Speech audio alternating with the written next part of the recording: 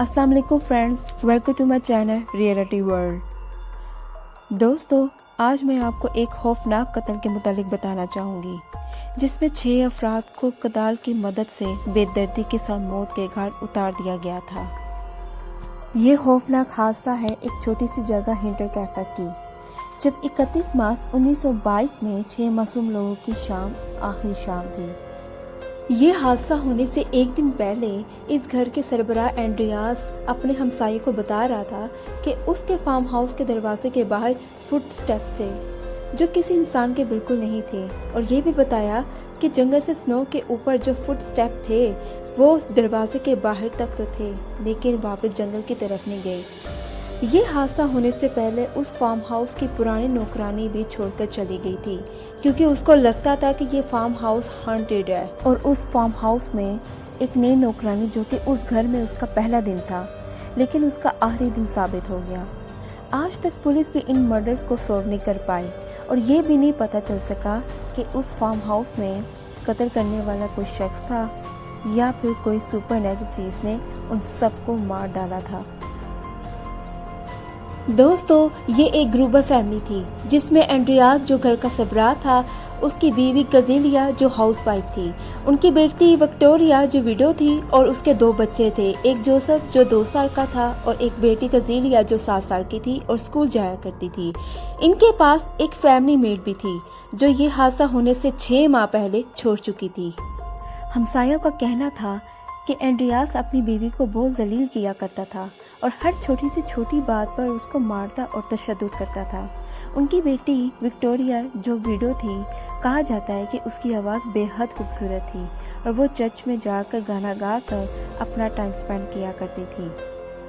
इस घर में तब अजीबोगरीब चीज़ें होना शुरू हुई जब उनकी नौकरानी ने ग्रुबर फैमिली से काम छोड़ने की बात कर रही थी। उसने बताया कि उसके रूम के ऊपर जो एटिक है वहाँ से अजीब किस्म की आवाज़ें आती हैं और उसको महसूस होता है कि उस पर किसी ने नज़र रखी हो, और वो समझती थी कि यहाँ कोई शैतानी साया पाया जाता है। उसने अपनी सेफ्टी के लिए इस फार्म हाउस को छोड़ दिया, जो कि पूरे 6 माह बाद सही साबित हुआ। और भी बहुत सी चीज़ें जाहिर होने लग गईं, जैसा कि उनके घर की चाबियां खो गई थीं और किसी को मालूम नहीं था कि वो चाबियां खो गई थीं या फिर चुराई गई थीं। फिर उनके घर के एक अजीब सा अखबार मिला जो ना तो पहले किसी ने सुना ना तो देखा था। दोस्तों, कहा जाता है कि कातिल ने सबको एक एक करके बेदर्दी के साथ कदाल की मदद से मारा था। विक्टोरिया, एंड्रियास, उसकी बीवी कजीलिया और विक्टोरिया की बेटी कजीलिया को बाढ़ में मार डाला था, और मारिया जो एक नई नौकरानी थी और विक्टोरिया का बेटा जोसेफ को एक ही कमरे में मार दिया गया था। दोस्तों, मारने का तरीका इस कदर खौफनाक था कि पोस्टमार्टम के दौरान डॉक्टर्स की रूह कांप उठी। उनके फेसेस को इतने बुरे तरीके से पीटा गया था कि उनकी चीक्स बोन्स स्किन से बाहर को आ गई थी और स्कल्स पूरा क्रश कर दिया गया था। सबसे ज्यादा चौंका देने वाली बात ये थी, विक्टोरिया की बेटी कजीलिया ने अपने बाल खुद ही नोच लिए, जैसे उसने बहुत ही खौफनाक चीज़ देख ली हो, या ये भी हो सकता है कि उसने अपने घर वालों को बेदर्दी के साथ मरते हुए देखा हो।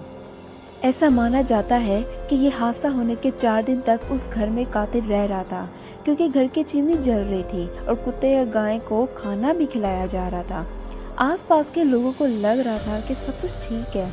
कातिल की इतनी भी हिम्मत थी कि वो गाय में से दूध निकाल रहा था। यहाँ तक भी मानना है कि उस फार्म हाउस में बाकायदगी के साथ खाना भी पकाया जा रहा था।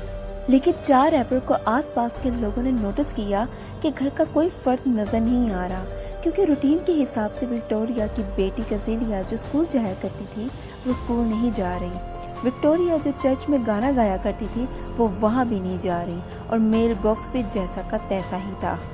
फिर पुलिस इन्वेस्टिगेशन करने के लिए आई और आसपास के लोगों से पूछा गया था, और उनके ख्याल में लग रहा था कि शायद किसी पैसों के मामले में ये हादसा हुआ होगा, लेकिन उनके घर में पैसे वैसे के वैसे ही पड़े हुए थे। उनके घर की पुरानी नौकरानी को भी बुलाया गया था, लेकिन उसके ख्याल में उसने वो बातें की जो उसने उस घर में महसूस की।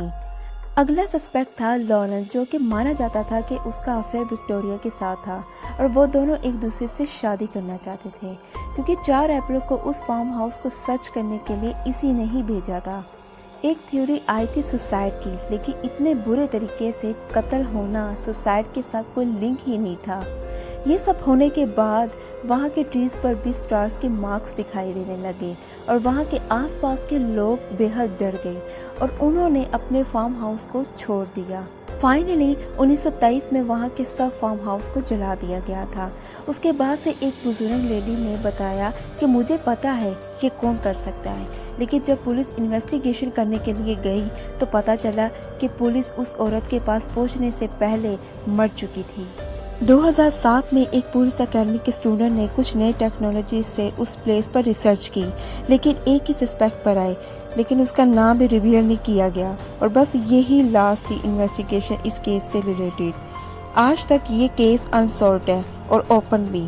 وہ کون تھا جو گروپر فیملی کے سب ممبرز کو مار دیا گیا تھا، اور اس نئی نوکرانی کی بھی کیا غلطی تھی جو اس کو پہلے دن کو ہی مار دیا گیا تھا؟ اگر آپ کو میری ویڈیو اچھی لگی تو لائک اور سبسکرائب ضرور کیجیے گا اور بیل آئیکن کو بھی ضرور دبائیے گا، تاکہ میں آپ کو اسی طرح کی انفارمیشن دیتی رہوں۔